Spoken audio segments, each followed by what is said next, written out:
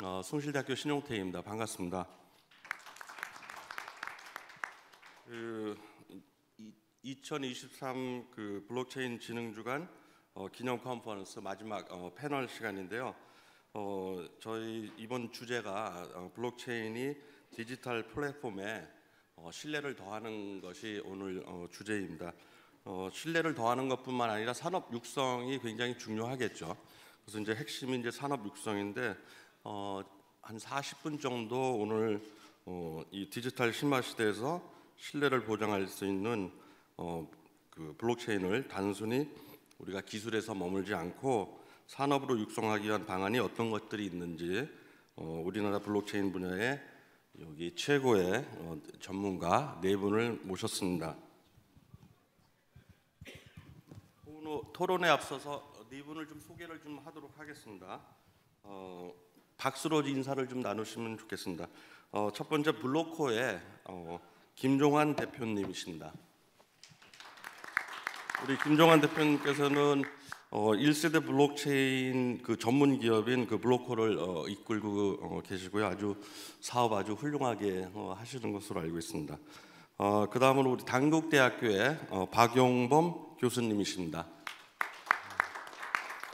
지금 박용범 교수님께서는 한국 블록체인 학회 회장을 역임하고 있고 블록체인 관련된 학문적 업적을 매우 많이 쌓으신 학자이십니다. 그 다음에 EY 한영의 이동기 상무님이십니다. 우리 상무님께서는 EY 한영 회계법인의 파트너로서 블록체인 등 다양한 디지털 영역에서 기업 업무에 혁신 업무들을 맡고 계시고요. 마지막으로 우리 판사님이셨죠? 네. 이정혁 변호사님이십니다. 네. 판사님으로서 저렇게 공부 많이 하시는 분 제가 또 몇 분 안 되시는데 이정혁 변호사님도 그중 한 분이시고요. 지금 현재 블록체인 법학회 회장을 맡고 계시고 이 블록체인 관련된 법제도 개선에 매우 힘쓰고 계시는 학자 타입의 변호사님이십니다. 자, 그러면 패널 토론을 진행을 하도록 할 텐데요. 저희가 네 분 모시면서 기술 개발 그리고 이제 정책 방향 그리고 기업 육성 관련된 거, 그 다음에 법제도 개선 방안 순으로 짧게 발표를 좀 진행을 하도록 하겠습니다. 그러면 이제 첫 번째 발표는 우리 블로코의 김종환 대표님께서 블록체인 기술 개발에 대한 발제를 간략하게 좀 부탁드리겠습니다. 네. 안녕하십니까, 블로코 김종환입니다. 자료가 혹시 나올까요? 이게 보내드린 자료가 있는데 안 나오면 그냥 제가 이거 보고 말씀드리겠습니다. 슬라이드 안 나오나요? 네, 나왔습니다. 네네네. 일단은 제가 이제 좀 말씀드리고 싶었던 거는 사실 이제 기술 검증 체계에 대한 이제 이야기였고요. 뭐 당연히 이제 기술 발전에 대해서 뭔가 도움이 돼야 된다라고 하면은 뭐 많은 분들이 생각하실 때 이제 블록체인 기술이라고 하니까 뭔가 이제 지능책을 많이 말씀을 하시겠지만 사실 저는 이제 기업으로서 기업들이 경쟁력을 가지려면 제일 중요한 거는 진짜 블록체인이 뭐고 그리고 그게 어떻게 쓰이는 것이 잘 쓰이는지에 대해서 모든 사람들이 이제 이해할 수 있는 하나의 이제 표준 그리고 거기에 대해서 맞게끔 이게 설계되어 있는가를 검토하는 일이라고 생각을 했습니다. 이게 어떤 의미냐면은 사실 이제 뭐 되게 이제 슬픈 이야기긴 한데 뭐 루나테라 같은 사태라든지 뭐 최근에 이제 STO 같은 사건들을 보면서 진짜 이게 블록체인이 제대로 적용된 게 맞나? 라는 질문들을 정말 많이 해주세요. 물론 이제 그런 걸 하기 위해서 퍼블릭 블록체인 생태계에서는 이제 스마트 컨트랙트 오딧이라는 작업이 있긴 하지만 이게 프라이빗 블록체인 쪽으로 넘어오면은 이 부분이 다 블랙박스 안에 담겨서 공개가 이제 뭔가 기업의 비밀 마냥 돼 있습니다. 그래서 똑같은 NFT 시장이라고 하는데 시장에서 이제 지배적인 표준과 전혀 다른 NFT 표준을 쓰시는 회사들도 있고요. 당연히 그러다 보니까 이제 NFT를 뭐 바잉을 하셨다든지 기술적으로 쓰는 홀더분들께서는 나는 NFT를 샀다 그러는데 왜 메타마스크에서 안 보여요? 나는 NFT를 샀다 그러는데 페이스북에 NFT를 지원한다 그러는데 왜 이런 게 안 돼요? 라는 질문들을 정말 많이 했습니다. 또 여기서 한 가지를 더 덧붙이자면은 비단 이게 NFT 쪽에서 그런 이제 플랫폼에 대한 문제뿐만 아니라 저작권도 마찬가지죠. 이제 NFT 시장이 가장 핫했을 때 제일 많이 듣는 질문이 그거였습니다. 저작자분은 내가 갖고 있는 저작권의 권리에서 가장 작은 부분을 파시고 사시는 분은 가장 많은 권리를 샀다고 생각하신다. 그래서 산 사람들은 다 NFT를 저작권을 샀다고 생각하세요. 근데 판 분들은 사용권만 팔았다는 거죠. 나는 이거를 이제 언급할 수 있는 권리 정도만 팔았다. 이런 부분에 있어서 기존에 있었던 이제 제도들 관련해 가지고 사실 우리가 레퍼런스 할 수 있는 기술적인 제도들이 되게 많습니다. 뭐 IMS라든지 아니면은 클라우드 보안 인증이라든지 사실 이런 제도가 나온 것도 새로운 기술이 등장을 하면은 일반인 분들은 이 기술을 리뷰할 수 있는 역량이 없습니다. 그런 부분에 있어서 뭐 과기부라든지 아니면은 이런 것들을 이제 적절히 리뷰하고 관련해서 이 기술은 그래도 적어도 이런 측면에서는 표준을 따랐습니다. 또는 믿을 수 있습니다 정도는 검증을 해주신다 그러면은 진짜 기술에다가 R&D를 하는 회사들이 제대로 사업을 할 수 있습니다. 만약 이런 게 없다 그러면은 R&D에 예산을 쓰는 것보다 마케팅에 예산을 쓰는 게 훨씬 더 이득입니다. 기업 입장에서. 그냥 내가 개발했다고 하면서 이제 뭔가 MOU 찍고 핸드쉐이킹하고 하면은 다 되거든요. 저희가 이제 사실 제일 많이 좀 이제 시장에서 강조하는 부분은 그래서 이런 검증 체계들을 어떻게 만들어내고 어떠한 표준이 그러면은 더 뭐 우월한지까지는 말할 수는 없지만 그래도 믿을 수 있는 표준인가? 그리고 그걸 기반으로 어떻게 하면은 진짜 사람들이 쓰기 편한 블록체인 기술을 도달할 수 있는가? 이 부분에 대해서도 이제 말씀을 드리고 싶었습니다. 사실 그게 이제 제가 NFT라고 이제 사례를 말씀드렸지만 뭐 이제 NFT 작품은 저물고 유틸리티는 뜨고 이렇게 말씀을 드렸는데 만약에 우리가 한창 NFT 시장이 핫했을 때 저작권 관련된 표준 규격이 있고 사람들이 이걸로 저작권을 거래하는 게 믿을 수 있는 규격이구나라고 믿었다고 하면은 저는 이제 뭐 웹툰 시장에서 CC 인증이 했던 것처럼 굉장히 NFT가 훨씬 더 나은 파급력을 가졌을 거라고 생각을 하거든요. 뭐 그런 부분에서 이제 기술적인 부분에서 뭐 당연히 이제 특정 회사의 기술이 좋다 아니면 특정 회사의 뭐 TPS가 더 나온다 이런 이야기를 할 수도 있겠지만 그것보다 더 먼저 선행돼야 되는 거는 사람들이 시장에서 이용하는 기능에 대한 이해도와 그게 진짜 이 기술이 그러한 기능들을 제대로 가지고 있는가 또 그걸 이제 보장할 수 있는 어떤 사람들이 믿을 만한 하나의 컨센서스가 있는가 이 부분이 이제 첫 번째 저는 이제 기술에서 가장 먼저 지금 현재 해결해야 하는 부분이 있고 아마 그 부분이 이제 NFT 시장에서 검증되지 않았나라고 생각하고 있습니다. 네, 이상입니다. 제가 좀 바로 좀 그 발제한 거에 대해서 간단하게 질문을 좀 드리는데 이제 NFT하고 또 이제 슈퍼지갑의 중요성에 대해서 굉장히 강조를 해주셨는데 이제 슈퍼지갑이 성공 안 하면 굉장히 시장이 냉정해질 거다. 뭐 이렇게까지 말씀을 해주셨어요. 그래서 우리 일상생활 속에서 녹아 들어갈 수 있는 어떤 서비스라든지 뭐 이런 것들이 이제 무엇이 있을까 좀 말씀을 해주시면 감사하겠습니다.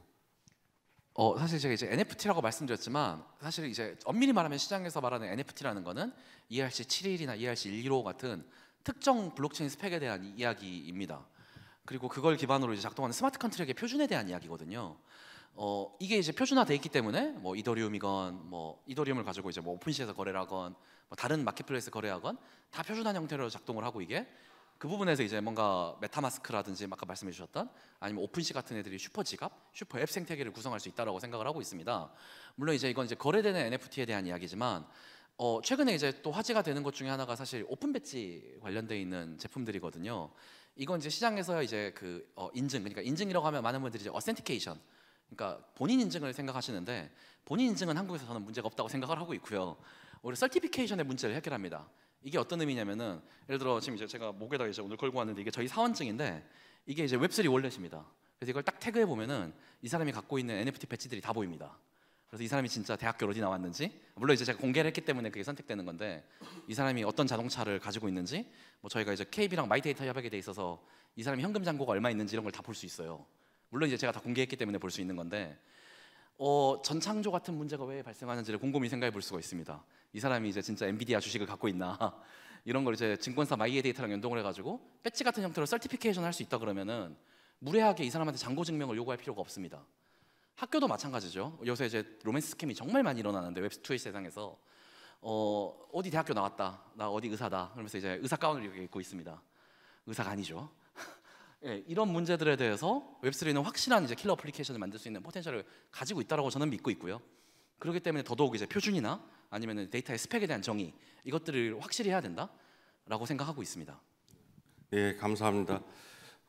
이런 그 기술이나 그 서비스들이 이제 제대로 활성화되기 위해서는 이제 정책 방향이 굉장히 중요한데요. 블록체인 정책 방향에 대해서 우리 단국대학교의 박용범 교수님께서 간단하게 발제를 부탁드리겠습니다. 예, 뭐 저 오늘 너무 늦게까지들 계셔가지고 이런 주제가 맞는지 잘 모르겠는데요. 진짜 무거운 주제를 이렇게 저렇게 하다 보니까 제가 그냥 짐을 떠하는 케이스라고 생각해 주시고요. 제가 무슨 전문가거나 제가 여기에 대해서 제시할 수 있는 그런 사람은 아닙니다. 하지만 이제는 우리가 좀 따져볼 때가 됐기 때문에 제가 십자가를 지고 제가 발제를 하게 되었습니다. 우선 같이 공감을 해야 될 것은 지금 우리가 가지고 있는 인터넷망은 이제 기간 산업화하고 있다는 사실입니다. 작년에 한 데이터 센터에 화재가 났었어요. 그리고 하나의 어플리케이션, 단 회사 하나의 어플리케이션이 마비가 됐었습니다. 어느 사건인지는 잘 아실 거예요. 그 사건이 우리 사회에 미쳤던 영향은 한 아파트 동에 전기 나가는 거하고는 다른 상황이었습니다.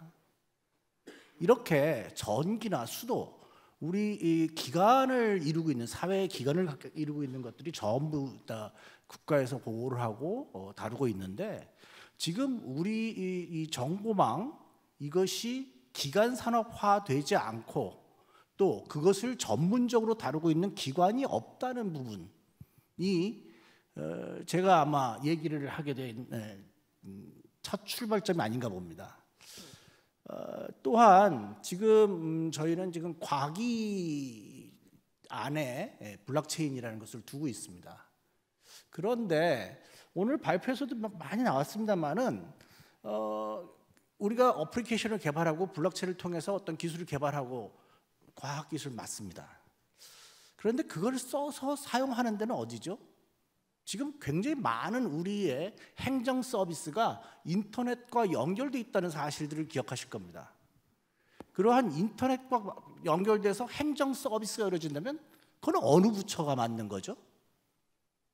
또 이제 트러스트라든지 행정 서비스라는 것을 블록체인이 될 수도 있고요. 완전히 아직 블록체인으로 결정이 난 건 아닙니다만은 점점 그리로 가고 있는데, 이렇게 정보망으로 간다 그러면 그 운영의 책임은 누가 있는 건가요?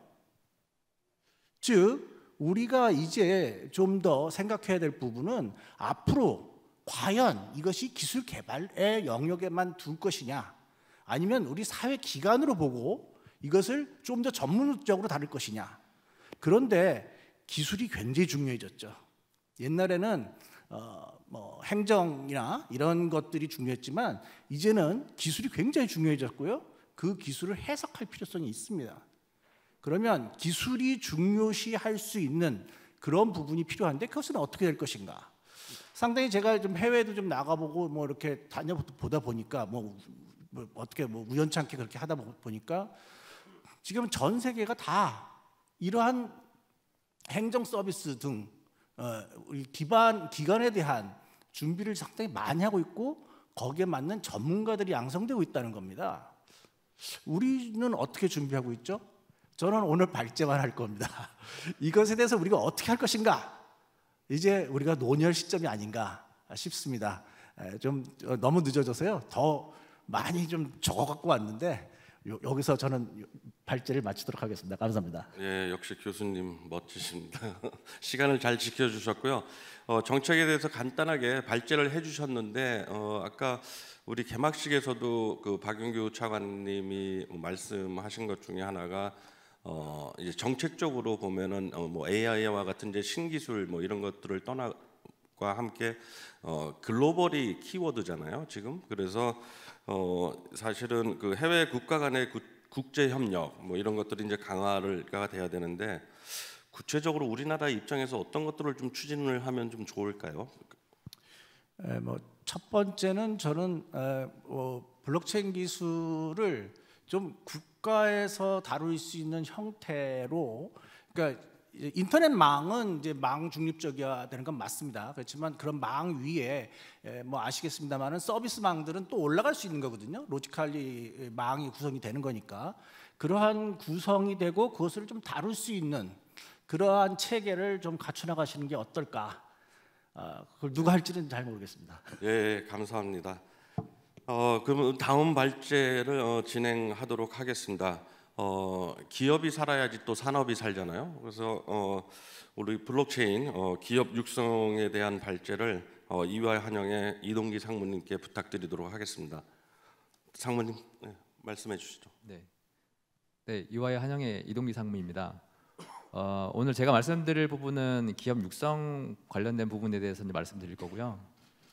저희 이제 이화의 한영 같은 경우에는 이화의 그 글로벌 법인이라고 이제 제휴가 돼 있어서 국내뿐만 아니라 이제 해외 각 그 지역에 있는 이제 기업들에 대해서 이제 뭐 회계 감사라든지 컨설팅을 하고 있습니다. 그래서 그런 데이터들을 근거로 일단 저희가 생각하는 블록체인 비즈니스 관련돼서 큰 장애물은 한 4가지 정도로 좀 이제 생각을 하고 있습니다.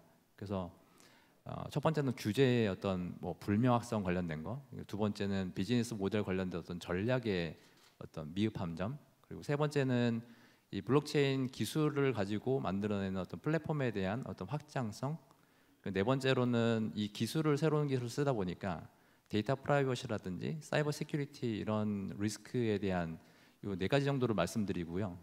다만 이제 이 내용들에 대해서 말씀드리기 앞서서 기업들이라고 하는 거는 어떤 형태에 따라서 뭐 그룹사에 해당되는 대기업이라든지 아니면 아예 초기 기업에 해당되는 스타트업 이런 뭐 형태에 따라서 조직의 어떤 성숙도에 따라서도 이런 장애물들이 되게 크게 작용하는 조직이 있고 그렇지 않은 조직이 있을 것 같고요. 또 하나는 이런 블록체인 기술을 이제 활용하는 어떤 기업들의 어떤 성격을 들여다본다면은 기존에 있던 비즈니스 모델 또는 아니면 새로운 비즈니스 모델을 위해서 블록체인 기술을 활용하는 이런 기업들도 있지만 현재까지 이제 국내 기업 같은 경우에는 뭐 비트코인이나 이더리움 같은 어떤 그 디지털 자산을 보유하는 기업 아니면 작년 같은 경우에는 어떤 게임사들이나 이런 것들을 중심으로 해서 그 B2E 어떤 비즈니스 모델을 새로 해서 어떤 이 그 코인 토큰을 발행하는 기업 그리고 이제 그렇게 발행한 어떤 코인의 토큰 그리고 이제 뭐 어떤 보유하고 있는 이런 기업들에 대해서 거래를 활성화할 수 있는 어떤 가상현실 거래소 크게 보면 우리나라뿐만 아니라 이제 글로벌에서도 약간 그런 식으로 좀 기업들을 좀 분류를 하고 있습니다. 다만 이제 우리나라 같은 경우에는 조금 뭐 기존 코인이나 가상자산 어떤 시장에 대해서 좀 부정적인 어떤 여론이 있는 것도 뭐 그거는 어떻게 할 수 없는 부분이고요. 다만 그런 기업들이 상당히 성숙도에 따라서 아니면 그 블록체인 기술을 활용하는 어떤 그 유형에 따라서 다양한 기업들의 유형이 있는데 그 유형들이 어떤 전략적인 어떤 부재라든지 아니면 규제에 명확하지 않은 부분이라든지 아니면 그들이 택한 기술의 어떤 확장성, 수익성 이런 측면에서 좀 문제들이 많이 있는 것 같고요. 최근에는 데이터 프라이버시에 대한 규제들이 각국에서 이제 좀 강조가 되고 있고, 뭐 2018년에 뭐 유럽의 GDPR 같은 규제 같은 경우에 그런 부분들은 또 블록체인의 특성 중에 하나인 어떤 데이터의 뭐 그 불변성 관련된 이런 성격들과는 또 상충된 부분들이 좀 있기 때문에 이러한 비즈니스를 추진하는 기업들 입장에서는 이러한 좀 크게 보면 한 4가지 꼭지에 대해서 좀 해결해야 될 페인 포인트들이 그 존재하고 있다 이렇게 생각하시면 될 것 같고요. 우측에 있는 내용도 저도 뭐 시간 관계상 다 설명드리긴 어렵겠지만 첫 번째 레귤레이션 관련된 사항은 기업에서 뭔가 이렇게 선택하거나 해결할 수 있는 부분은 아닌 것 같고요. 각 국가마다 감독 당국에서 이런 그 크게 보면 이 생태계에 포함되어 있는 어떤 플레이어들의 이해관계자들의 어떤 그 보호를 위해서 투자자 보호 관점에서의 어떤 규제나 감독은 당연히 필요할 것 같고요. 거기서 발생하는 어떤 부정행위에 대해서는 단호한 어떤 조치, 그 장기적인 발전을 위한 어떤 그런 규제가 당연히 필요하겠고 상대적으로는 반대 측면에서는 이 기업들이 그런 규제에 어떤 옥매여서 새로운 비즈니스 혁신을 추진하는데 조금 걸림돌보다는 되게 진흥을 해줄 수 있는 어떤 그런 관리 체계가 있으면 좋겠다라고 하는 생각이 들고요. 나머지 그 2번부터 6번까지 전체적인 이 신사업을 추진하는 어떤 지배구조 거버넌스에 관련된 사항, 그리고 그거에 관련돼서 네 번째로 써있던 리스크 매니지먼트, 어떤 그 위험 관리 체계, 뭔가 새로운 것을 시도하는 것은 새로운 기회를 얘기할 수도 있겠지만 또 다른 우리가 모르는, 인지하지 못한 또 위험에 노출되는 사항도 있기 때문에 그런 것들을 좀 다 유연하게 현명하게 할 수 있는 그런 관리 체계가 필요할 것 같고요.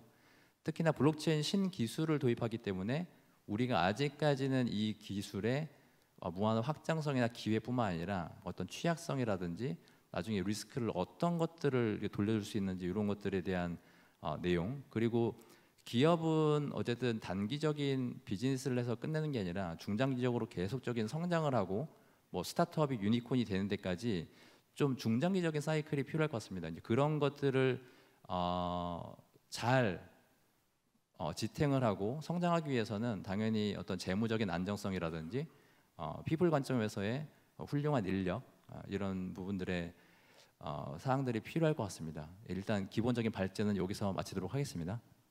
예, 감사합니다, 상무님.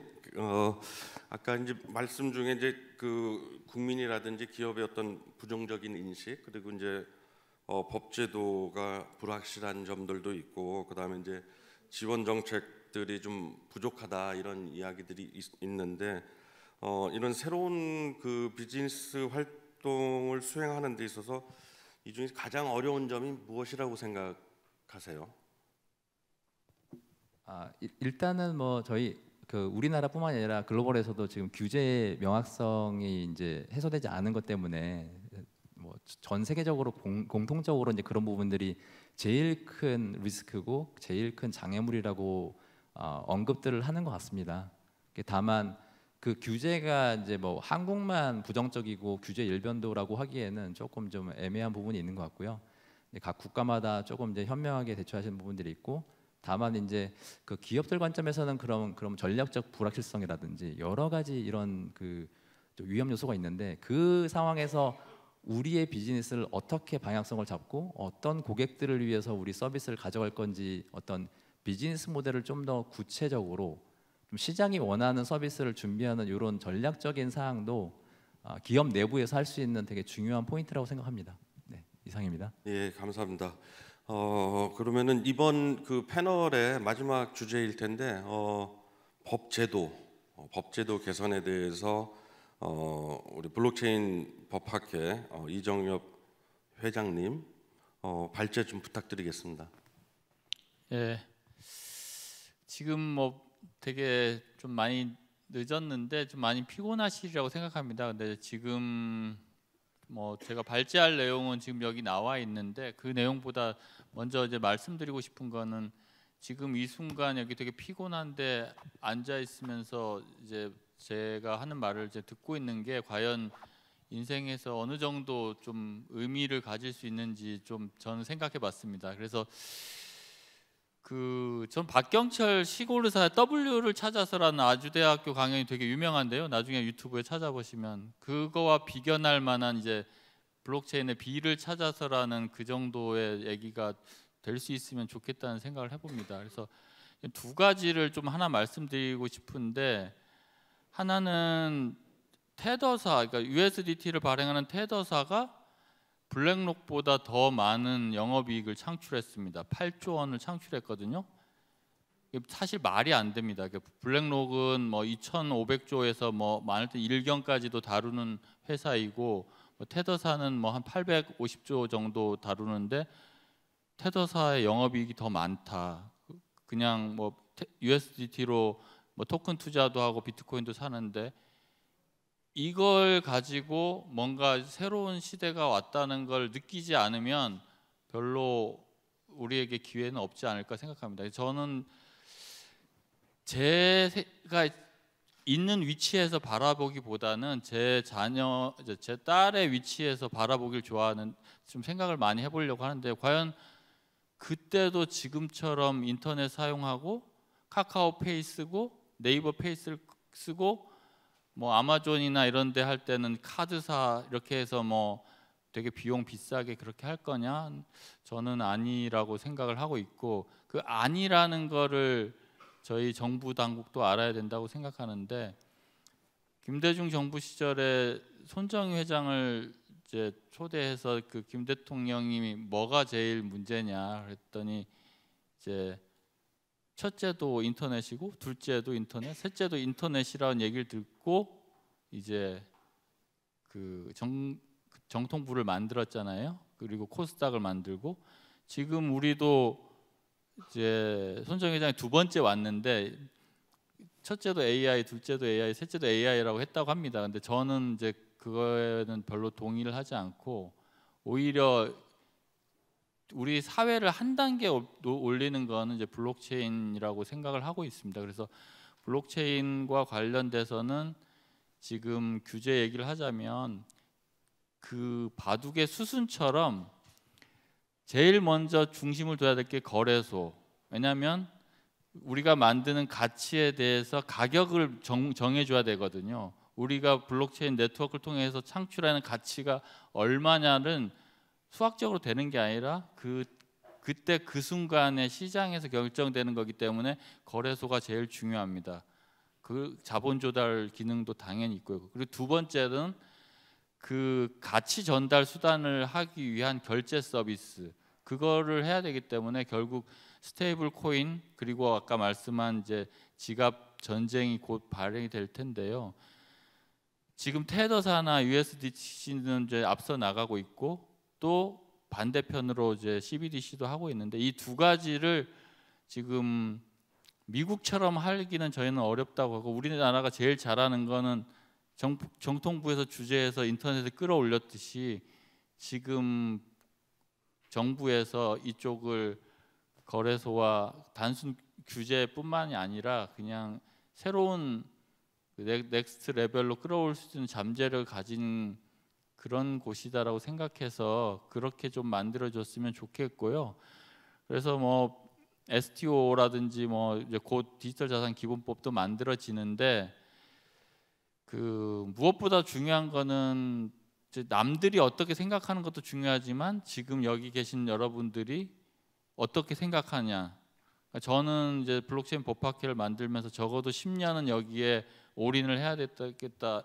불확실하지만 올인을 해야겠다라고 생각을 했었고요. 이제 그런 생각이 점점 강화되고 있습니다. 그래서 여러분들도 뭐 여기서 여러 가지 어떤 지식을 얻는 것도 중요하지만 그 본인의 시간을 이쪽 블록체인과 관련된 부분에 어느 정도 시간을 쓸 것인지를 좀 생각을 해주시면 좋을 것 같고 자산 투자도 마찬가지로 당연히 자산 투자를 안 할 것이냐 할 것이냐에 대해서도 좀 인사이트를 얻었으면 좋겠습니다. 테더사는 블록체인 8조 원 정도 이득 얻잖아요. 그 중에 15%를 비트코인을 삽니다. 우리는 영업이익 월급의 15% 비트코인 사시는 분 계세요? 없으시죠? 근데 가장 뛰어난 사람들은 그렇게 계속 하고 있거든요. 나중에 제가 이제 스테이블 코인과 관련된 얘기를 시간이 좀 없어서 못하겠지만 누구도 지배하지 않는 비트코인 기반으로 그 새로운 근본이제, 디지털 근본이제가 만들어졌을 때는 이미 늦거든요. 그런데 그걸 대비해서 그레이스케일이나 이런 데는 로스차일드가 해서 계속 비트코인을 사 모으고 있습니다. 한 번도 팔지 않죠. 근데 우리나라에서는 지금 가장 많은 비트코인 갖고 있는 데는 뭐 업비트에서 그 결제할 때마다 받는 그 정도밖에 없는데 좀 많이 아쉽다고 생각합니다. 그래서 지금 여기 오신 분들께 마지막으로 드리고 싶은 말은 가장 소중한 내 자산 24시간 중에 이제 자는 시간 빼고 남는 시간 중에 몇 시간을 이 블록체인에 대해서 공부하고 어떤 행위를 하는데 투자할 것인지를 좀 생각해보는 기회가 됐으면 좋겠습니다. 좀 길었죠? 아닙니다. 좀 너무 재미있는 말씀 너무 감사드립니다. 우리 변호사님께 간단하게 좀 질문 드리고 싶은 게 저희가 얼마 전에 그 STO (Security Token Offering) 해서 세계 최초로 이번에 가이드라인을 또 발표를 했잖아요. 사실 이제 이 새로운 서비스가 될 텐데 또 여기 플로어에 계시는 분들도 궁금하신 점들도 있을 테고 그래서 이 가이드라인의 어떤 핵심적인 내용을 좀 간단하게라도 좀 소개 좀 해주실 수 있나요? 예, 뭐 여러 가지 아쉬움이 있지만 일단 그 금융위에서 한 거는 이제 뭐 30억, 100억 정도 수준의 작은 자본 조달을 좀 글로벌로 할 수 있어서 좀 작은 단위에서 뭐 많은 새로운 창의적인 서비스를 이제 할 수 있도록 그렇게 좀 열어주겠다는 건데, 저는 그렇게 생각을 해봅니다. 일단은 처음에 발행할 때는 30억 단위로 해서 이제 한 15억 정도는 뭐 제다이나 STO 회사가 보유하고 15억을 상장시켰는데, 그 15억이 막 순식간에 100배 올라버리는 경우가, 그거는 금융위에서 어떻게 할 수가 없거든요. 그래서 처음 자본 조달 금액이 작다고 해서 가능성이 없는 건 아니다. 그리고 이제 저희가 K-팝이라든지 이런 어떤 혁신적인 컨텐츠들을 많이 가지고 있는 나라이기 때문에 이거를 단순히 뭐 VC나 뭐 그런 투자자들에서 자본 조달하는 게 아니라 그 글로벌에서 이제 자본 조달을 빠르게 할 수 있는 툴을 우리가 가질 수 있다, 이런 생각을 좀 해봅니다. 그래서 뭐 영화라든지 좀 넷플릭스 드라마 보면은 뭐 제작 투자 누구 해가지고 뭐 이렇게 뭐 VC들 많이 올라가잖아요. 그럴 필요가 곧 없는 시대가 오지 않을까. 그래서 뭐 주변에 너무 자본 조달 금액이 작지 않냐 이런 얘기를 하는데, 일단 아까 말씀드린 그런 가능성이 있다는 말씀 드리는 정도로 하도록 하겠습니다. 네, 감사합니다. 우리가 기술 개발, 그다음에 기업 육성, 그다음에 정책, 그리고 법 제도에 대해서 간단하게 발제를 해드렸는데 다들 피곤하시죠? 괜찮으세요? 그럼 플로어에서 질문 좀 몇 개 좀 받아볼까요? 어떠세요? 플로어에서 뭐 질문하실 분 없으세요? 궁금한 거. 역시 예상을 빛나지 않는. 사실 여기 제가 대본 받은 게 있어요. 질문 여기 받은 거 있는데 시간이 조금 있어가지고 혹시라도 플로어에서 이거 질문하고 갔으면 좋았을 텐데 아쉬운 분이 있으실까봐 오늘 이 마지막 프로그램이거든요. 지금 혹시 없으신가요? 네, 그러면 시나리오대로 하겠습니다. 제가 얼마 전에 목사님을 만났는데요.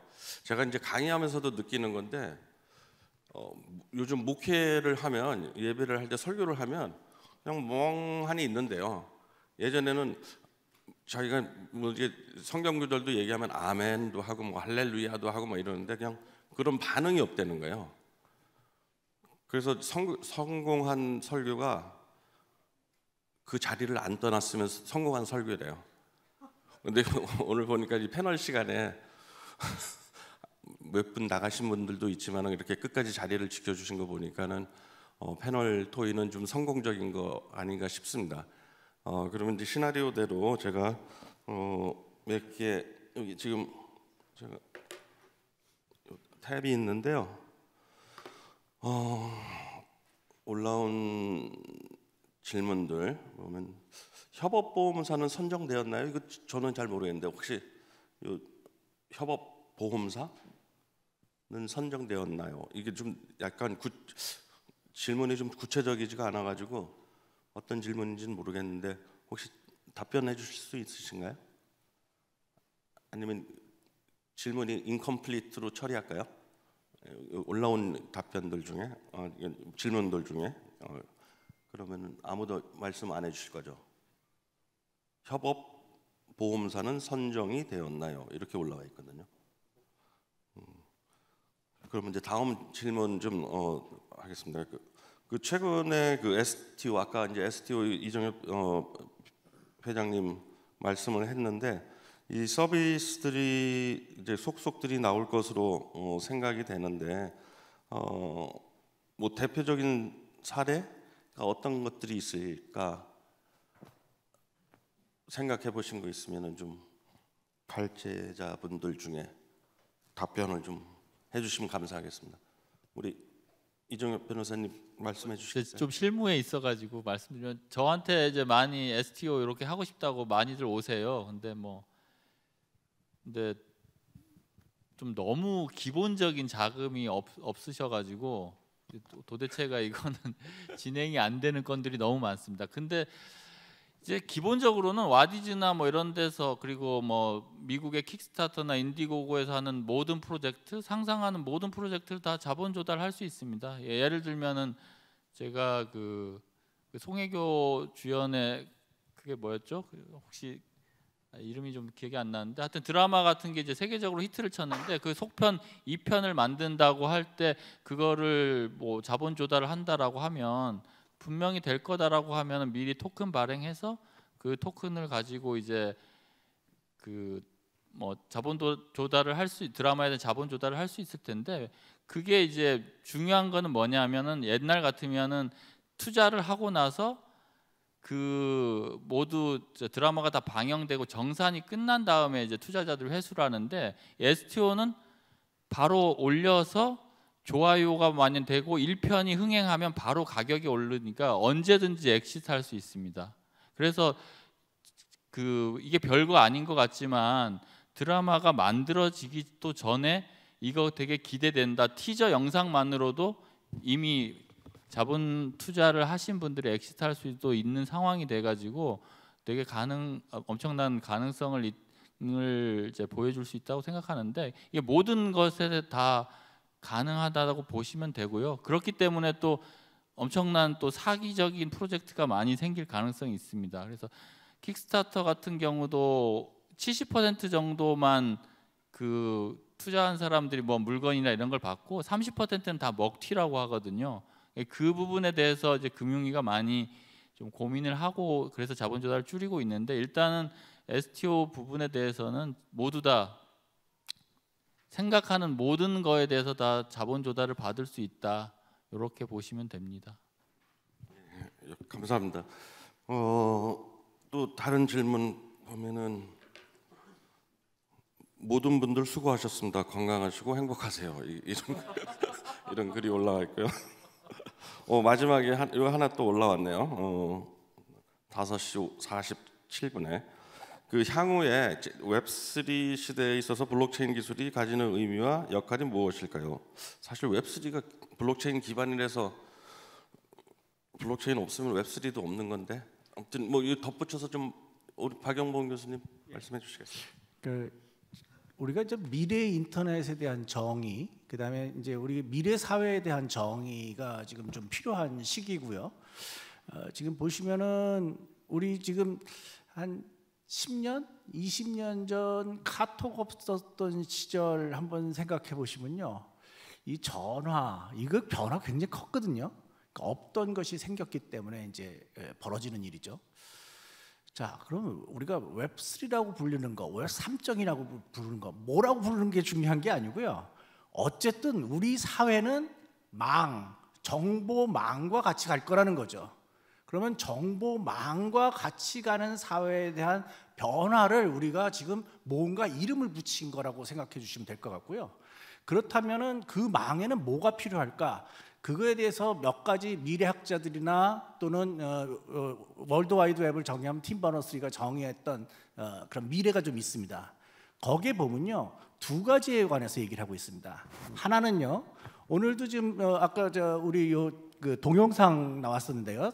동영상에서 보면은 우리 생활 속에서 모든 것이 거래로 이루어지고 있다. 이 거래라는 게 이렇게 트랜잭션을 그냥 번역해서 그런 거고요. 우리가 서로 메시지를 주고받고 정보를 주고받는 이 트랜잭션 속에서 사회가 움직이고 있다는 거예요. 그래서 그 트랜잭션에 두 가지가 필요한데, 하나는 트랜잭션을 아주 지능적으로 똑똑하게 하는 거죠. 그게 AI 기술입니다. 그게 인텔리전스가 필요한 거죠. 두 번째는 트랜잭션 자체를 믿을 수 있어야 돼요. 못 믿는 정보에 의해서 움직일 수는 없거든요. 두 번째가 트러스트입니다. 그러면 이 두 가지 개념이 바로 블록체인과 인공지능이 해줘야 되는 일이거든요. 우연히도 2022년, 2023년 우리는 바로 그 두 기술이 거의 완성 단계에 와 있는 시기에 와 있습니다. 글쎄요, 미래가 어떻게 되는지는 제가 여기서 말씀드리면 저희 학회에 안 오시니까 내일 제 발표가 있습니다. 그래서 학회 오시면 될 것 같습니다. 네, 내일까지 참석을 해주시면 감사하겠습니다. 이제 시간이 거의 다 돼서 주어진 시간이 이제 다 됐습니다. 그래서 토론을 마쳐야 될 것 같은데 오늘 하루를 마치는 입장에서 감사함이 좀 있었으면 좋겠다는 생각이 들어요. 사실 오늘 여기 이렇게 플로어에 계시지만은 이 프로그램을 만들기 위해서 저희가 4차례 온라인 회의도 진행을 하고 이런 주제를 하자 저런 주제를 하자 뭐 발제는 어떻게 할 거냐 뭐 이런 난상 토론들을 좀 하면서 이렇게 프로그램들이 나왔습니다. 그래서 오늘 여기 박상환 단장님 계시고 유주열 팀장님 계시고 우리 최소영 선임 그다음에 우리 안정은 팀장님도 계신데 이분들 좀 박수 좀 해주시면 어떨까요?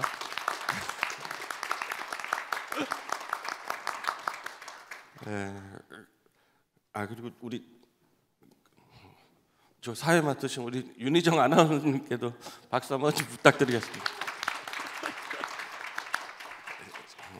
본인들이 스스로 챙기지 못하시는 분들이 있어요. 그래서 제가 챙긴 거고요. 오늘 이제 산업 육성 방안에 대해서 논의하는 시간을 가졌고요. 늘 부족합니다. 부족하지만은 이제 구체적인 방안들은 또 저희들이 이제 많은 토의들을 거쳐서 진행을 하면 될 것 같고 앞으로 이 블록체인 산업이 신뢰를 보장하는 디지털 사회를 어떻게 만들어 나갈 것인지에 대한 기대를 가지면서 오늘 이 자리를 마치도록 하겠습니다. 패널 분들 다시 한번 좀 박수 좀 부탁드리고요. 그리고 우리 또 여기 계시는 플로어 모든 분들 행복한 시간 되시길 바라겠습니다. 그럼 패널 토론 이것으로 마치도록 하겠습니다. 감사합니다.